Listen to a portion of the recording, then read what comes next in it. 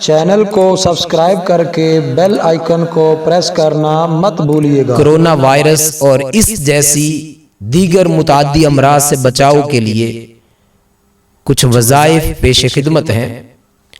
ان میں سے پہلا وظیفہ جو میرے شیخ الاسلام ڈاکٹر محمد طاہر القادری نے اس امت کو عطا فرمایا، اللہ رب العزت کے حضور گڑ گڑائیں بھی، استغفار بھی کریں، معافی بھی طلب کریں اور کثرت کے ساتھ عبادات کا اہتمام کریں۔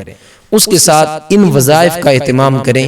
جب بھی آپ کے پاس وقت میسر ہو آپ ان الفاظ کا ورد کریں: اللہم یا مؤمن یا حفیظ یا لطیف، اللہم یا مؤمن یا حفیظ یا لطیف، یا حی یا قیوم یا ذی الجلال والاکرام۔ کثرت کے ساتھ اٹھتے بیٹھتے چلتے پھرتے اس کا ورد کریں۔ کثرت کے ساتھ سورہ فاتحہ کا ورد کریں۔ کم از کم روزانہ کی بنیاد پر 40 مرتبہ سورہ فاتحہ کا ورد کریں۔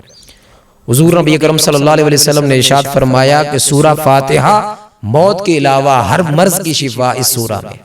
خود پڑھیں، اپنے بچوں پر پڑھ کے پھونکیں، پانی پہ پڑھ کے پھونکیں اور اس کو پئیں۔ سنن ابی داؤد کی حدیث مبارکہ ہے کہ رسول کریم صلی اللہ علیہ وسلم نے ایک دعا ہمیں سکھائی، اور وہ ان آفات سے، ان بلیات سے اور ان امراض سے محفوظ رہنے کے لیے وہ ہمیں صبح و شام 3 مرتبہ پڑھنی چاہیے، اور انشاءاللہ العزیز اس کو پڑھنے کی وجہ سے اللہ رب العزت کرونا یا اس جیسے دیگر متعدی امراض سے آپ کو محفوظ رکھے گا۔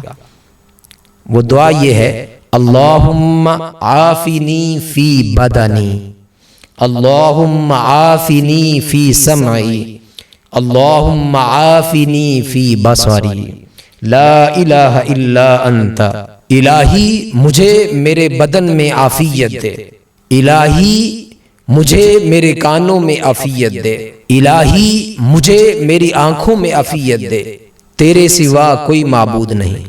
جب آپ صبح و شام اس کا ورد کم از کم 3 مرتبہ صبح اور 3 مرتبہ شام کو پڑھیں گے تو اللہ پاک اس طرح کی آفات سے، اس طرح کی بلیات سے اور اس طرح کے موذی امراض سے انسان کو محفوظ فرماتا ہے۔